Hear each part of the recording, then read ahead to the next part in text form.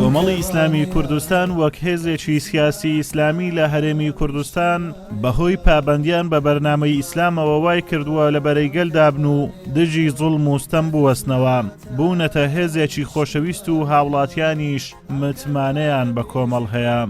تەواوی خەڵکەکە پشگیری خۆیان دووپات کردوتەوە دووبارە بۆ سەرخستنی کاندیدانی کۆمەڵی ئیسلامی بۆ سەرخستنیان لە بۆ ئەنجومەنی نوێنانی عێراق و ئێمە لێرە زۆر پاڵپشتیان دەکەین و هەموو خەڵک تەواوی بە گۆش و خڕۆشەوە هەوڵ ئەدەن بۆ ئیشکردن بۆ ئەم کاندیدانە. بەڕاستی لە ڕابردوو ئەمە دیارە جێ هەموو سەرنج هەموو هاوڵاتیان دیارە کەوا ئەمە زۆرە پیاوێکن ئیش دەکەن بۆ خەڵک و لەناو خەڵکن.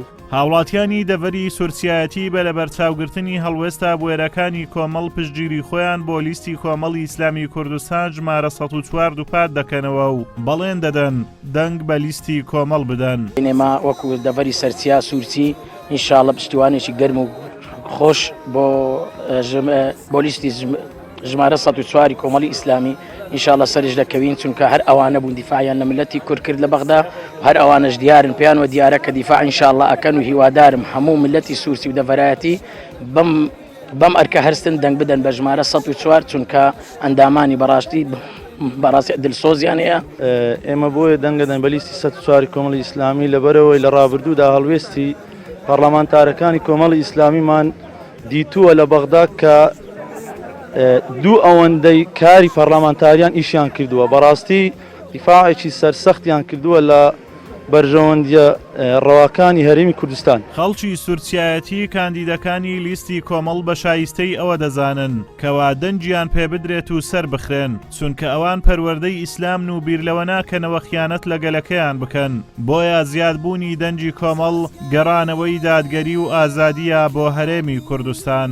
هەتا ئەمن ئەمرم نەوێەوە پە کوڕۆ پە گەل و حەشیرەتەوە تا خزمەت و دامە ئینشاءڵڵە هەتا پێشم بکرێ محاولەیەکەم. ئەرێ وەڵڵا وەتێ ئەمن هەما دەنگم هەیە دەنگم هەر دەنگاوا بوویە و هەر دەنگاواشەبی پە کوڕەوە هەموو گەل و حەشیرەتەوە وەڵڵاهی ڕاستگۆنە وەڵڵاهی ساحێبێ قورعانێنە هیچ غەش و غایەنیان نییە،